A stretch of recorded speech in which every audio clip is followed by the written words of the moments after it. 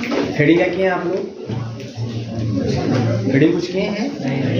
Heading करिए unique factorization domain. Unique factorization domain.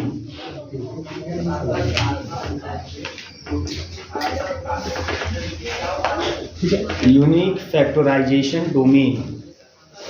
हम देखेंगे भाई यूनिक फैक्टराइजेशन डोमेन क्या होता है, इस पर आधारित कुछ थ्योरम आपको होंगे। यूनिक फैक्टराइजेशन थ्योरम होगा आपका। ठीक है, यूनिक फैक्टराइजेशन डोमेन। अब ध्यान दीजिए यहाँ पे यूनिक फैक्टराइजेशन डोमेन का मतलब क्या है। सबसे पहली बात कि किसको हम बोलते हैं यूनिक फैक्टराइजेशन डोमेन, तो कोई इंटीग्रल डोमेन हो। पहली बात इंटीग्रल डोमेन होना चाहिए, है ना। कोई इंटीग्रल डोमेन ही यूनिक फैक्टराइजेशन डोमेन बनता है। तो एक इंटीग्रल डोमेन हो और इंटीग्रल डोमेन ऐसा हो कि उसका कोई भी मैं नॉन जीरो एलिमेंट उठाऊं, उसका कोई भी नॉन जीरो एलिमेंट अगर लिया जाए तो वह नॉन जीरो एलिमेंट या तो यूनिट एलिमेंट हो, वह नॉन जीरो एलिमेंट या तो यूनिट एलिमेंट हो, या तो उस नॉन जीरो एलिमेंट को हम लोग एक्सप्रेस कर सकें एज अ फैक्टर फॉर्म में, इन द फैक्टर फॉर्म, इन, है ना, या फैक्टराइज कर सकें, है ना, किसमें, इनटू द इररिड्यूसिबल एलिमेंट। मतलब उसको इररिड्यूसिबल एलिमेंटों के रूप में उसको क्या कर सकते हैं, फैक्टराइज कर सकें। बात समझ आ रही है? मतलब या तो यूनिट एलिमेंट हो, या तो ऐसा नॉन जीरो एलिमेंट, कोई भी नॉन जीरो एलिमेंट उठाए, या तो ये यूनिट हो, या तो इसको हम फैक्टराइज कर सके किसमें, इनटू द इररिड्यूसिबल एलिमेंट के रूप में। बात समझ आ रही है? और दूसरी एक मेन बात और ध्यान रखनी इसमें कि जब उसे हम अगर फैक्टराइज करते हैं इनटू द इररिड्यूसिबल एलिमेंट के टर्म में, तो वह फैक्टराइजेशन जब हम करें तो वह यूनिक होना चाहिए। बात समझ आ रही है? वो फैक्टराइजेशन कैसा होना चाहिए, यूनिक। अभी मैं बताऊंगा आपको इसका मतलब क्या है, यूनिक का मतलब क्या है। पहले बात तो यूनिक का मतलब है कि वो एक ही तरीके से फैक्टराइजेशन उसका हो सके इनटू द इररिड्यूसिबल एलिमेंट, एक ही तरीके से, एक से अधिक प्रकार से ना हो सके, है ना। अब उसके में एग्जांपल से मैं बता दूं आपको, जैसे ऐसे समझो, जैसे मान लो 10 है। अभी मैं एक साइड एग्जांपल लूंगा। अभी 10 है तो 10 को आप लिखोगे 2 × 5, है ना। 2 भी क्या है, इररिड्यूसिबल एलिमेंट है कि नहीं। 5 भी क्या है, इररिड्यूसिबल एलिमेंट है। क्लियर है ना आप लोगों को? 2 भी इररिड्यूसिबल एलिमेंट है, 5 भी इररिड्यूसिबल एलिमेंट है। इसमें कोई समस्या नहीं है ना। इररिड्यूसिबल रिड्यूस ना किया ऐसे कैसे भी समझ सकते हो, है ना। तो यह 2 और 5 ये इररिड्यूसिबल एलिमेंट है। अभी इसी 10 को अगर मैं ऐसे बेटा लिखूं, इस तरीके से अगर लिखूं, 2 + √-5 और 2 -√-5, तो इसको देखो, यहाँ ध्यान दीजिए। तो इसको मल्टीप्लाई करो तो क्या 10 आएगा कि नहीं आएगा, पहले बताओ। आएगा, है ना। इसको अगर मल्टीप्लाई कर लोगे तो क्या हो जाएगा आपका, a² मतलब 2 का स्क्वायर 4, और फिर प्लस √-5 का स्क्वायर कर देंगे, मतलब i के रूप में इसको बाहर का निकाल लेंगे तो आपका 10 आ जाएगा। हम गुणा करने पे आ जाएगा ना, सबको कंफर्म है ना, ये गुणा करने पे आ जाएगा आपको 10। ठीक है, तो अब ये भी तो इसका मतलब इस 10 को हमने 2 × 5 रूप में लिख दिया, फैक्टराइज कर दिया। इस 10 को इस दो टर्म के रूप में भी मैंने फैक्टराइज कर दिया। ध्यान रखिएगा। अब देखो ये जो मैंने फैक्टराइज किया हुआ है ना, तो ये भी इररिड्यूसिबल है, ये भी इररिड्यूसिबल है, और ये वाला एलिमेंट भी इररिड्यूसिबल है।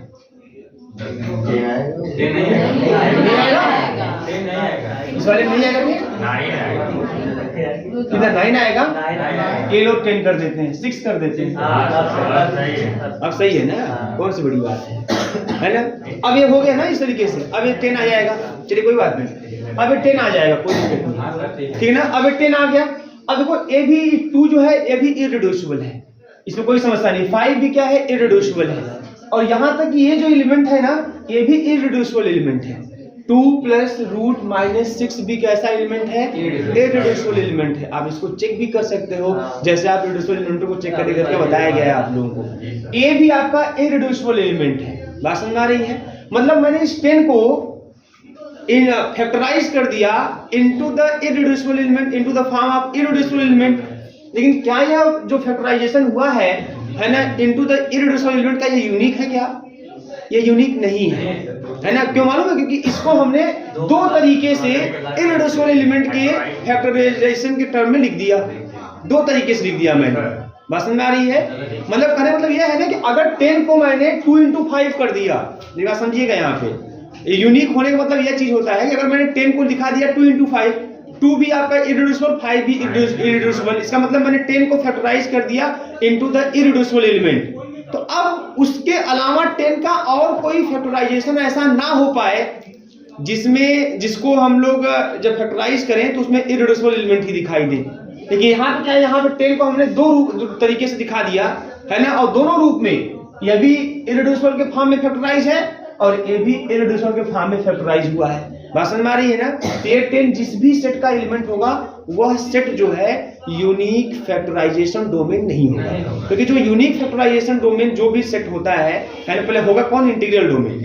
एक इंटीग्रल डोमेन ही यूनिक फैक्टराइजेशन डोमेन बनाता है।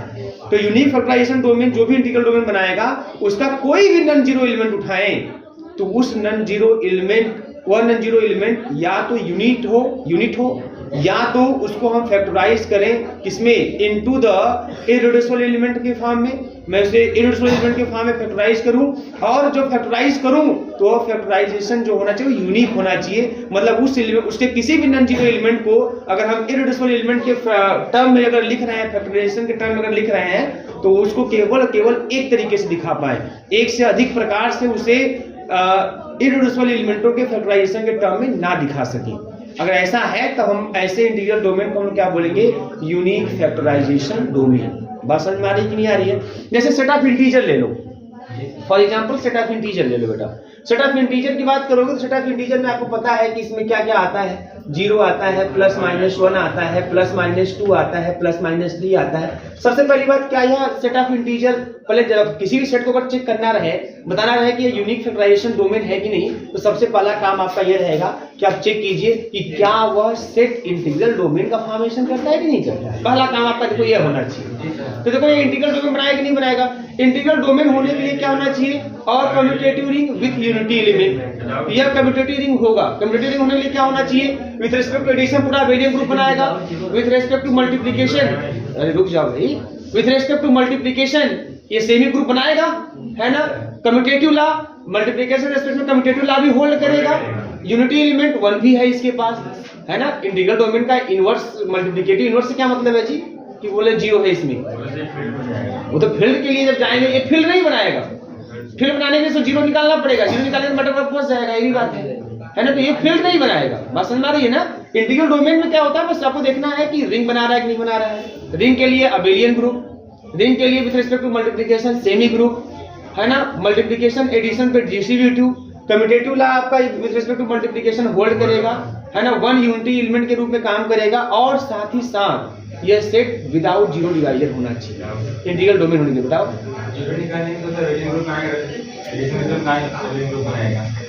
तो ही तो मैं बोल रहा हूँ, 0 को निकाल देंगे तो अबेलियन ग्रुप ही नहीं बन पाएगा। तो वो सब कहानी छोड़िए, है ना। यहाँ पे मल्टीप्लिकेटिव इनवर्स नहीं देखना है आपको, यहाँ पे आपको केवल इंटीग्रल डोमेन बनाते हुए देखना है। बात समझ में आ रही है। तो इंटीग्रल डोमेन के लिए एक कम्यूटेटिव रिंग है, इसके पास यूनिटी एलिमेंट भी है, मतलब 1 भी है, यह विदाउट 0 डिवाइजर भी है इसमें, है ना।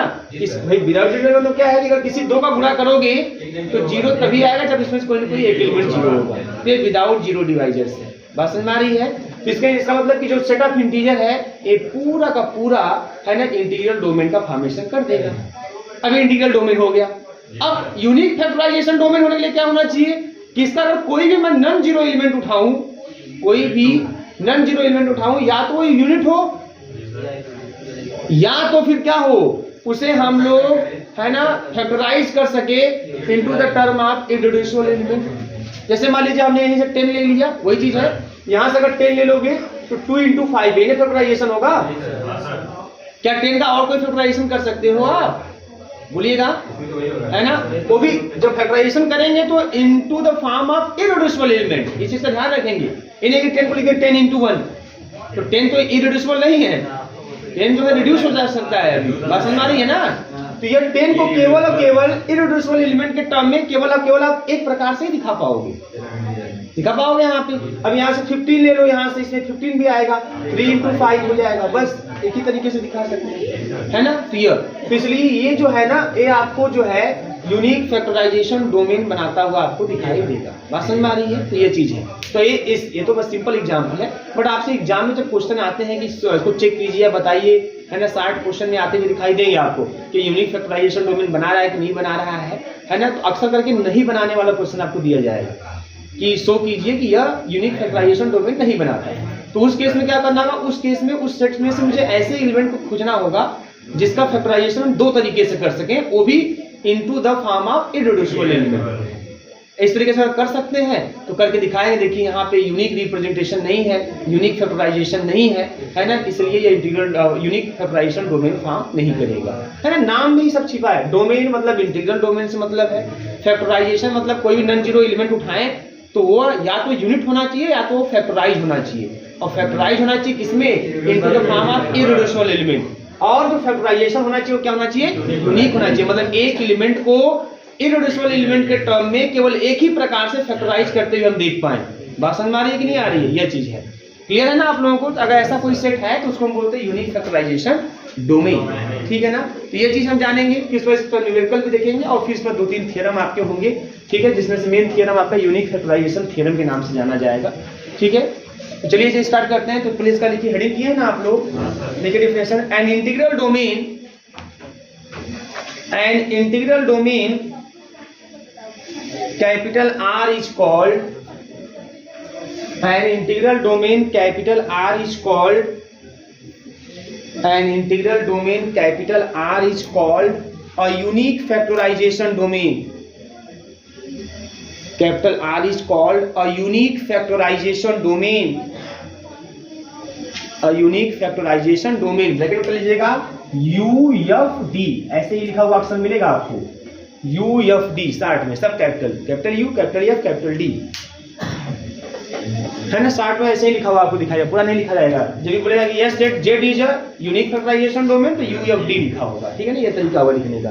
If unique factorization domain, if number first every non zero element of capital R, every non-zero element of capital R is either a unit, every non-zero element of capital R is either a unit, or can be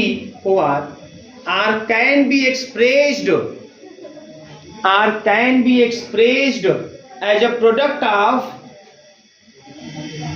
can be expressed as a product of a finite number, as a product of a finite number of, as a product of a finite number of irreducible element, finite number of irreducible element of capital R,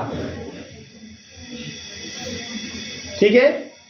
मतलब उसे factorise कर सके into the form of irreducible element. Irreducible element set का ही होना चाहिए, बात समझ आई ना, in capital R। Second number, दूसरा जो इसको होल्ड करना चाहिए वो क्या है, वो यूनिक की बात करेंगे हम। Second number, this factorization into irreducible,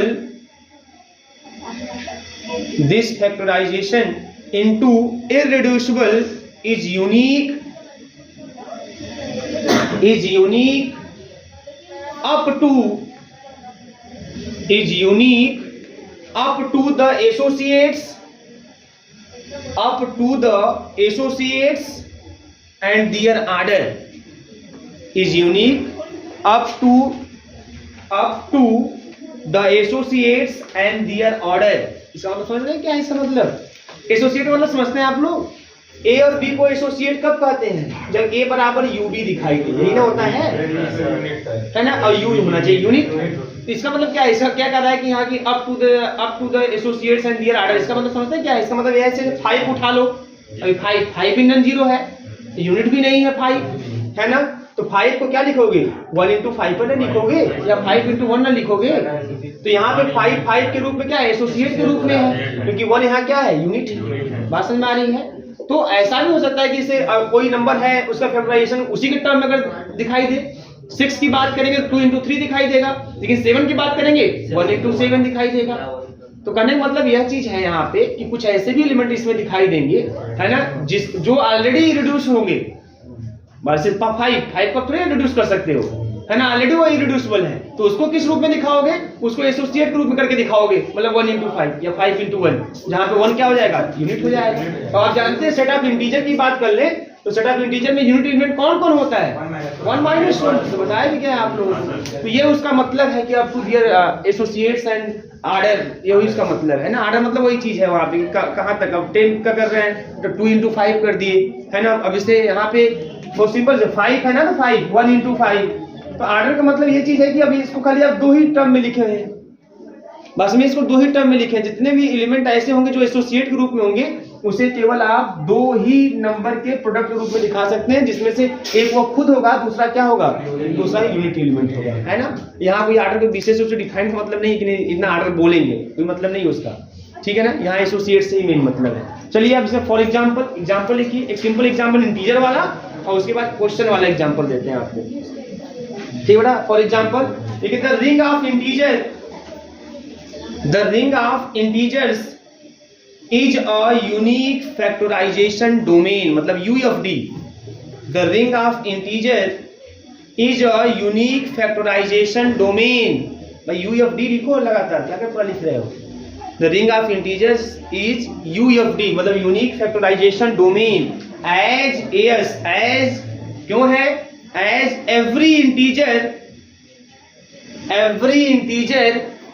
different from -1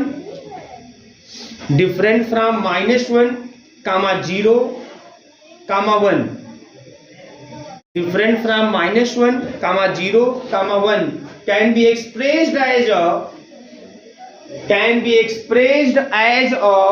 product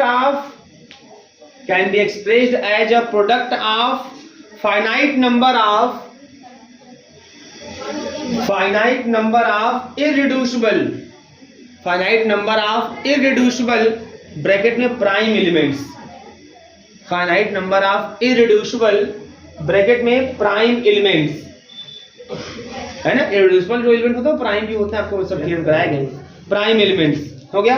and their factorization is unique, तो आपकी सेट ऑफ इंटीजर में आप 3 एलिमेंटों को छोड़ दीजिए, किस 3 को, -1 1 और 0 को। क्यों छोड़ दें, क्योंकि डिफिनेशन में ही बोला है कि कोई भी एलिमेंट अगर हम सेट से उठाएं जिसको हम यूएफडी बोलने जा रहे हैं, है ना, तो वो या तो यूनिट होना चाहिए, तो 1 और -1 तो यूनिट हो गया, और नॉन जीरो एलिमेंट उठाने में बोल रहा है, कोई नॉन जीरो एलिमेंट अगर उठाएं तो या तो यूनिट होना चाहिए या तो उसको हम फैक्टराइज कर सके into the term of irreducible element. बात समझ में आ रही है। तो जीरो तो आपका जीरो एलिमेंट है ना, नॉन जीरो थोड़ी है, तो जीरो का फैक्टराइजेशन नहीं करना है ना, देखना है आपको, और 1 और -1 को नहीं देखना है कि 1 - 1 यूनिट है। अब इन तीनों के अलावा कोई आप नॉन जीरो एलिमेंट उठाओगे तो उस नॉन जीरो एलिमेंट को आप फैक्टराइज करके देखोगे, है ना, तो उसका फैक्टराइजेशन वो भी किसमें कैसे करोगे, इररिड्यूसिबल एलिमेंट या प्राइम एलिमेंट के टर्म में करोगे, और फैक्टराइजेशन आपका यूनिक होगा, केवल एक तरीके से ही हो सकता है ना। ऐसे मान लीजिए 20 की बात मैं कर लूं तो 20 को अब 4 × 20 5 नहीं करोगे, 4 × 5 कर दे सर, और 2 × 10 कर देना। क्यों, क्योंकि इसमें 4 आपका इररिड्यूसिबल नहीं है ना, यहाँ 10 आपका इररिड्यूसिबल नहीं है, तो इसको पूरा इसका फैक्टराइजेशन करोगे 20 को तो 2 × 2 यही ना, और × 5 ही ना करोगे, ये कर सकते हो, जहाँ पे ये भी इररिड्यूसिबल, ये भी इररिड्यूसिबल, ये भी इररिड्यूसिबल। अब इसके अलावा कोई फैक्टराइजेशन संभव है क्या, कि किसी और एलिमेंट के टर्म में फैक्टराइज कर दे और वो एलिमेंट आपका जो है इररिड्यूसिबल भी हो जाए, है ना। कुछ भी कर लो, 20 को 4 × 5 करोगे 20 तो हो जाएगा, लेकिन 4 इररिड्यूसिबल नहीं है। तो इररिड्यूसिबल के टर्म में जब फैक्टराइज करने के लिए आप तैयार हो जाओगे, मुझे इररिड्यूसिबल के टर्म में ही करना है, तो केवल आप एक ही प्रकार से कर सकते हो, वो भी किसमें, इस सेट ऑफ इंटीजर में। कुछ ऐसे भी सेट आपको दिखाई देंगे जहां पे एक से अधिक प्रकार से उसका factorization into the term of irreducible element आप कर सकते हो। जब ऐसा होगा तो वहां पे वो यूएफडी नहीं होगा, वो यूनिक फैक्टराइजेशन डोमेन नहीं होगा। क्लियर है, ठीक है। चलिए अब क्वेश्चन देखिए इस पर, जिसमें अब ऐसे एग्जांपल एक क्वेश्चन के रूप में ऐसे एग्जांपल जो यूएफडी का फॉर्मेशन नहीं करते, ठीक है। ये सब क्वेश्चन आपके आ सकते हैं, कोई दिक्कत नहीं। Show that z √-6, show that z √-6 is not a UFD, is not a UFD is not a UFD. Clear है? ठीक है, इज नॉट अ यूएफडी। तो बड़ा सिंपल है क्वेश्चन, जैसा अब यही है, इसको दिखाना है कि यह यूएफडी नहीं है। तो बताइए जेड और रूट माइनस 6 का मतलब इसमें कौन से एलिमेंट आएंगे? इसमें एलिमेंट आएगा a plus B root minus 6 type के एलिमेंट आएंगे, है ना, जहां पे a b कहाँ का एलिमेंट होगा? z का एलिमेंट होगा। पहली बात क्लियर है यह। अब दूसरी बात ध्यान दीजिएगा, हमको दिखाना है कि ये यूएफडी नहीं है, यूएफडी है नहीं, हमको ये दिखाना है। तो मैं इसका एग्जांपल एक शुरू में लिया था वाला, है ना, इसी का। अब इसमें देखो, क्या इसमें 10 आया कि नहीं आएगा? पहले बताओ, 10 इसमें आएगा कि नहीं आएगा? 10 इसमें आएगा। 10 बिलोंग्स टू जेड, क्योंकि नहीं है कि दिखाने के लिए आपको कोई एक एलिमेंट पर्टिकुलर ऐसा खोजना पड़ेगा, है ना, जो यूनिक फैक्टराइजेशन डोमेन की प्रॉपर्टी को होल्ड ना करता है ना। तो 10 बिलोंग्स टू जेड और हो जाएगा आपका रूट में माइनस का 6, ये बिलोंग करेगा। कैसे भाई? क्योंकि 10 को हम लिख सकते हैं 10 प्लस 0 रूट में माइनस 6 के रूप में, और बिलोंग्स टू आपका है ना जेड रूट माइनस का 6। और इसमें कोई डाउट नहीं है, जो 10 है a का वैल्यू है और जो 0 है b का वैल्यू है, ये दोनों इंटीजर है, इसका मतलब कंफर्म सेट में होंगे, है ना। अच्छा, अब इसी 10 को, वही चीज है, इसी 10 को अगर मैं, अभी नॉन जीरो एलिमेंट है ना, 10 is not equal 0, non zero element है, एंड 10 इज नॉट यूनिट, ये यूनिट भी नहीं है, ये यूनिट भी नहीं है। बात समझ में आ रही है? अब यूनिट नहीं है, इसको आप तो अच्छी तरह से दिखा सकते हैं, है ना। कैसे यूनिट नहीं है, इसको कैसे दिखा सकते हैं? इसको दिखाने के लिए आप चाहे तो ऐसे कर सकते हैं। अगर यह यूनिट होगा, अगर यह यूनिट होगा तो 10 में इसी का कोई एक एलिमेंट ऐसा होगा जिसको हम 10 में मल्टीप्लाई करेंगे तो रिजल्ट आपका जो है वो 1 आना चाहिए, तब ना यूनिट कहलाएगा। तो आखिर देखते हैं कौन है ऐसा भाई, सेट में कोई है कि नहीं है, देखना चाहते हैं हम लोग।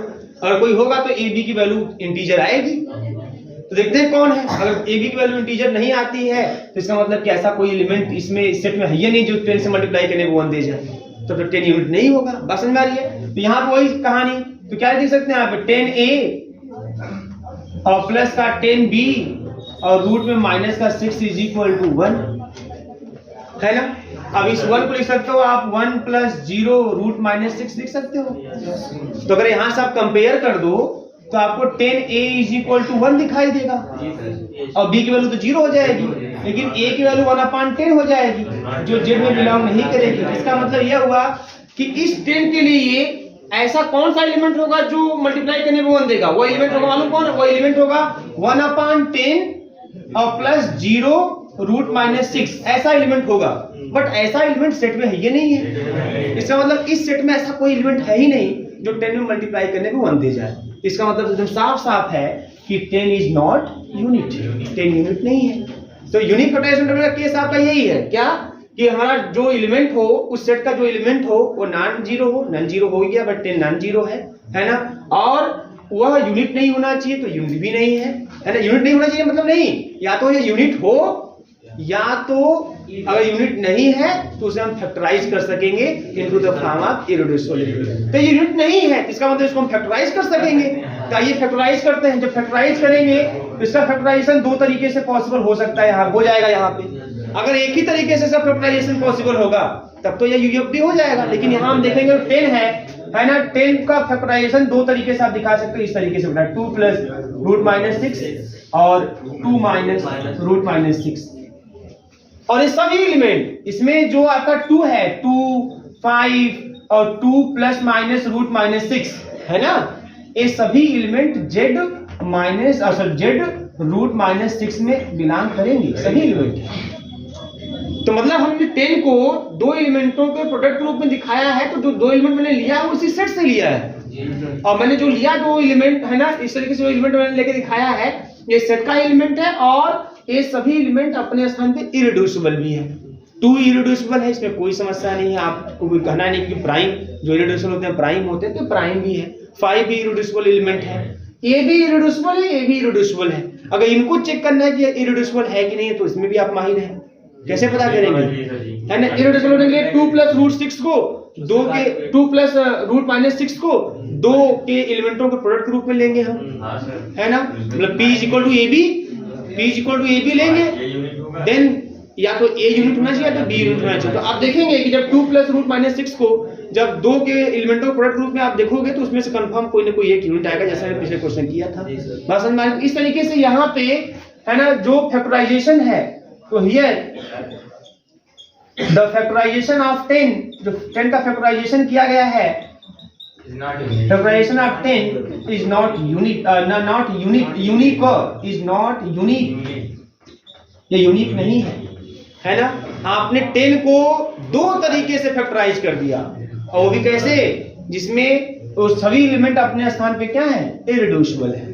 तो अगर कोई यूएफडी होता है तो उसमें किसी भी एलिमेंट को, अगर नॉन जीरो एलिमेंट को उठाते हैं तो या तो यूनिट होना चाहिए, अगर यूनिट नहीं है तो उसको हम फैक्टराइज कर सकते हैं और into the term of irreducible element, है ना, finite term of irreducible element. लेकिन याद रहे कि वो जो फैक्टराइजेशन होना चाहिए वो यूनिक होना चाहिए, मतलब केवल एक ही प्रकार से ऐसा आप कर सकते हो। लेकिन यहाँ पे हमने 2 प्रकार से ऐसा कर दिया, 2 into 5 किया, वो भी इररिड्यूसिबल एलिमेंट है, 2 भी इररिड्यूसिबल, 5 भी, ऐसे कर दिया, ए भी इररिड्यूसिबल है, ए भी इररिड्यूसिबल है। तो यहाँ 2 तरीके से, है ना, फैक्टराइजेशन हो गया इनटू द टर्म ऑफ, है ना, इररिड्यूसिबल एलिमेंट। इसलिए देन या आप ये कह सकते हैं जो z और रूट माइनस 6 है इज नॉट यूएफडी, ये यूएफडी नहीं है। अब इसे एग्जाम में क्वेश्चन आएगा, है ना, तो आप क्वेश्चन के लेंथ को देखते हुए, जैसे मान लीजिए 60 में क्वेश्चन आ गया, ये दोनों तरीके से बन सकता है। अगर 60 में क्वेश्चन आ गया, है ना, जैसे 1 2 3 लाइन वाले टाइप में आ गया क्वेश्चन अगर यह,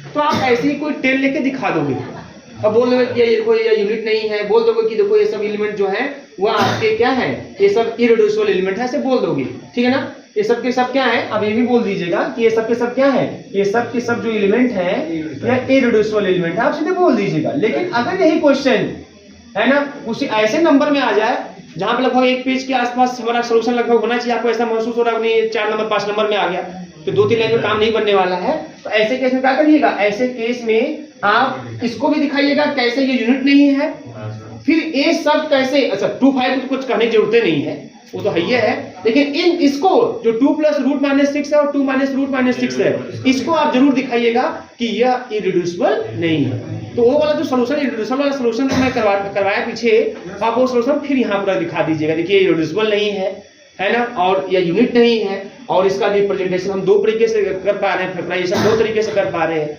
और ये 2 तरीके से कर दिए, इसका मतलब इसका फैक्टराइजेशन, है ना, into the finite term of irreducible element, ये भी यूनिक नहीं है, इसलिए ये यूएफडी नहीं है। तब ऐसा डिटेल में आप करेंगे, नोट कर लीजिए पहले से आप। जो यहाँ पे 10 इज नॉट यूनिट की जो बात हो रही है यहाँ पे, तो इस सेट से कोई भी अगर नॉन जीरो एलिमेंट लीजिए तो या तो वह यूनिट होना चाहिए, या तो अगर यूनिट अगर वो नहीं है तब उसे हम into the term of irreducible element उसको फैक्टराइज कर सकते हैं। क्या हो, यूनिट जब हो तो हो गया ना, खत्म, तो कहानी खत्म हो गई ना। वो एलिमेंट या तो यूनिट होना चाहिए या तो उसको हम फैक्टराइज कर सकें, बात समझ में आई ना।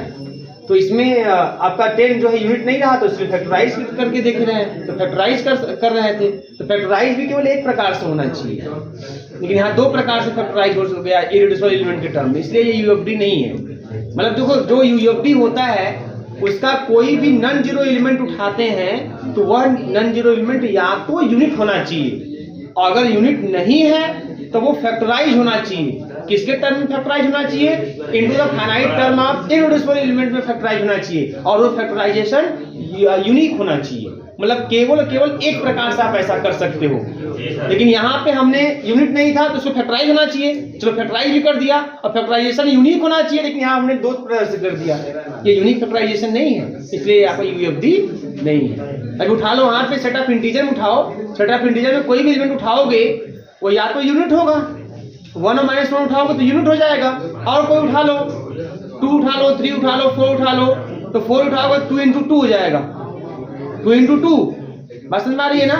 अब 4 का क्या हो सकता है, 4 का हो सकता है 2 into 2 या 1 into 4 या 4 into 1, लेकिन 1 into 4 नहीं मान्य होगा, क्यों, क्योंकि 1 into 4 में 4 इररिड्यूसिबल नहीं है, 4 into 1 में 4 इररिड्यूसिबल नहीं है, 2 into 2 ही होगा केवल पॉसिबल, 2 भी इररिड्यूसिबल फिर 2 भी इररिड्यूसिबल, अब 4 का कोई फैक्टराइजेशन करो, क्या ऐसा हो सकता है क्या जिसमें दोनों एलिमेंट आपके इररेड्यूसिबल हो? नहीं हो सकता, केवल 2 into 2 वाला ही हो सकता है। तो ये यूनिक है, उसमें कोई फैक्टराइजेशन करेंगे into the term of irreducible element तो केवल एक प्रकार से ही हो सकता है ऐसा।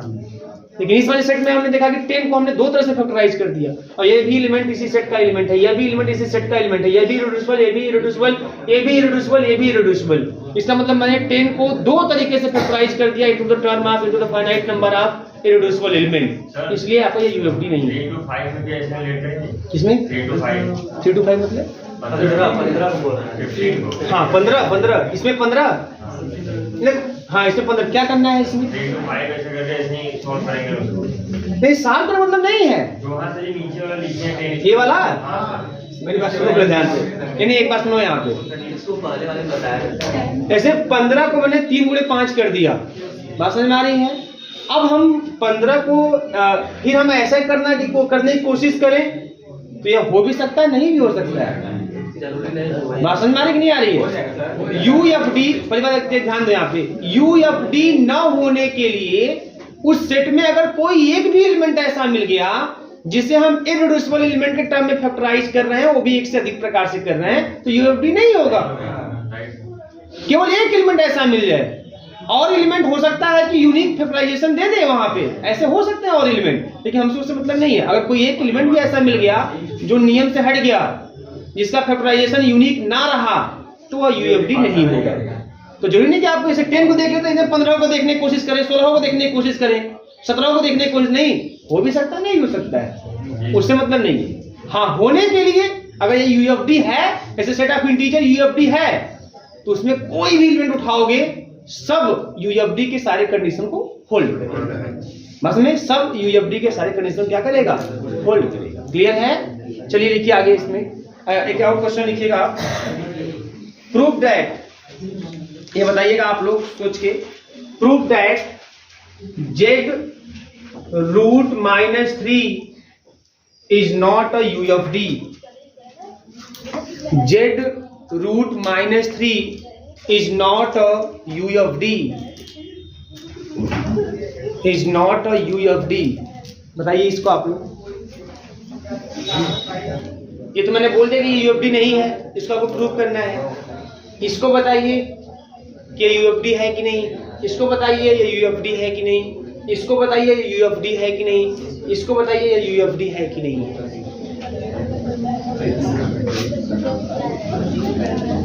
भाई मैं सिंपल एग्जांपल, अभी और भी तरीके आपको पता चलेंगे जिससे हम यूएफडी चेक करते हैं, शॉर्टकट तरीके ही पता चलेंगे, लेकिन अभी हम लोग बाय डिफिनेशन चेक करने की कोशिश कर रहे हैं, बात समझ में आ रही है ना।